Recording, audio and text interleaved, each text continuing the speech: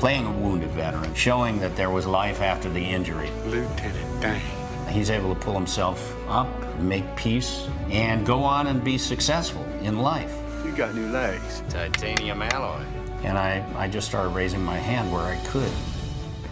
And I remember one of the things that I did was start to visit the hospitals. And I started meeting our new generation of wounded. Award-winning actor Gary Sinise has become known for his advocacy for veterans and military members and their families. His foundation sponsors retreats to Disney World and builds houses and provides grants and so much more. April is designated as the month of the military child. And Gary joins us right now. Hello there, my friend. How are you? Hi there, everybody. Good morning. Hi. Good to have you with us. Gary, could you ever imagine when you and Malkovich and all the rest were starting up Steppenwolf in Highland Park way back in the day, that your life would have evolved into one of really sort of full-time advocacy for veterans and members of the military? Way back then, no, I would have never imagined it. We were so focused on trying to build a theater company at that time. And this goes back to the 70s and 80s when we established the theater, and we eventually moved from Highland Park into the city. We were just busy doing our theater thing and everything. But there was a play, actually, that I did in the early 80s called Tracers. It was a play written by a group of Vietnam veterans. And we did it at the Steppenwolf Theater. I have Vietnam veterans in my family. I wanted to very much do something that would speak to the Vietnam veteran experience. And so I directed this play, and that led to an association with some of the local veterans groups there in Chicago. I ended up back in the 80s trying to supporting the building of the Lansing Veterans Memorial back then. And all that was kind of setting the stage for what would happen later on after I played Lieutenant Dan in Forrest Gump. And then we were attacked on September 11th, and all of a sudden everything just snowballed into a full-time mission, which turned into the Gary Sinise Foundation. And we mentioned how April is the month of the military child, and I'm so touched by when I see things on social media, Gary, that you're doing. It's not just for the veterans and building homes for the injured veterans, but this Snowball Express that you do, especially for military children. Talk about that. It's unreal.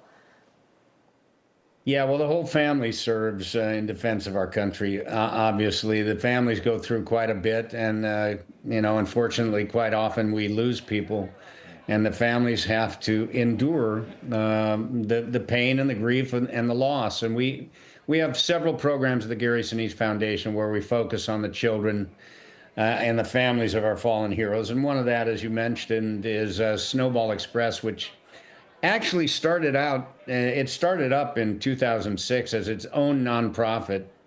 I got involved in 2007, started supporting it, and then in 2018, we brought it under the umbrella of the Gary Sinise Foundation and expanded the programs. We do events all across the country on a year-round basis for the families of our fallen heroes.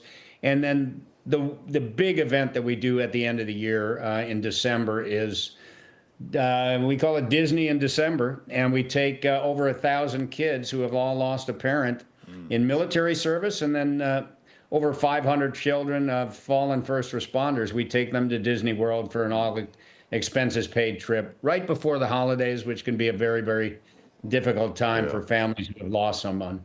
You're doing some documentary work as well. Tell us about that, Gary. Well, you must be talking about Brothers After War. Brothers After War is a documentary focusing on the returning veteran. We did a movie back in, probably 2010, 2009, 10, called Brothers at War. Those are some clips from Brothers at War. This is a clip from Brothers After War that you're seeing there. And Brothers After War is a follow-up film to the first film, where the first film you watch active duty folks that are dealing with life in the military overseas in the war zones and what their families are enduring back home.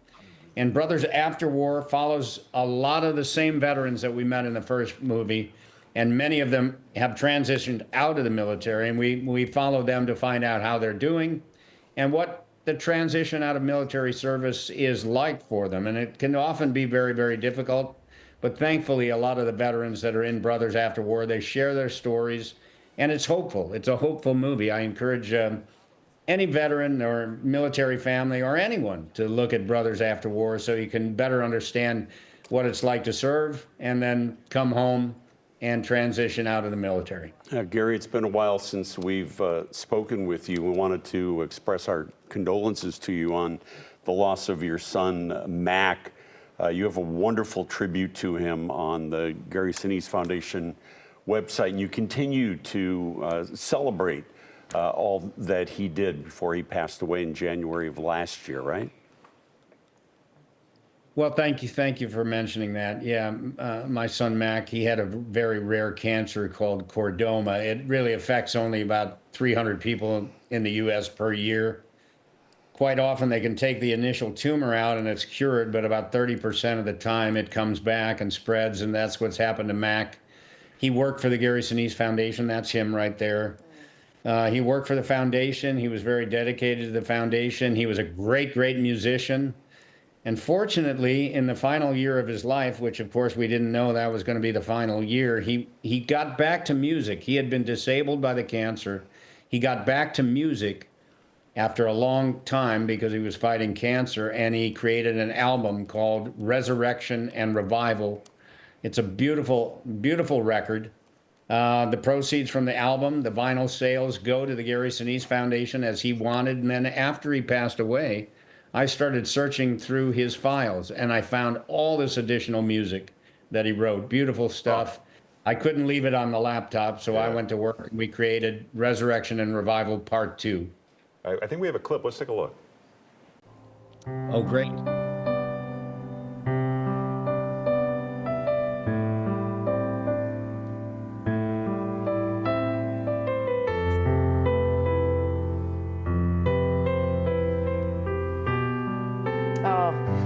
It's unbelievably touching. Musicians brought your son's music to life. Is that right, Gary? Yeah, he wrote that piece that you're hearing right now is called Arctic Circles. He started writing it in college, and he never finished it, and he went back to work in 2023, and he finished that music right there. That's his buddy Oliver Schnee, and they teamed up. They finished the music. They went into the studio in July of 2023 with a group of excellent studio musicians from Los Angeles, and they're right now, they're playing that music that you're seeing right now. They're playing Arctic Circles. That was the first time I saw it or heard it, and I was completely knocked out by it. That led to a whole album, and now there's 2 albums out there. You can go to GarySiniseFoundation.org to learn more about the albums. They're beautiful. It's beautiful music, and the proceeds go to the Gary Sinise Foundation to help our mission. Yeah, there's more information about Mac at GarySiniseFoundation.org and all that the organization does. You can follow Gary through all the social media. Also wanted to mention that Gary Sinise and the Lieutenant Dan Band will be at Cantini on July the 12th. If you want to go check out the band and support the work that they're doing there. Gary, it's great to see you. Thank you so much for joining us. Thanks, Gary. It's my pleasure. Thanks, Gary. Go Cubs. All Go right, Cubs. take care.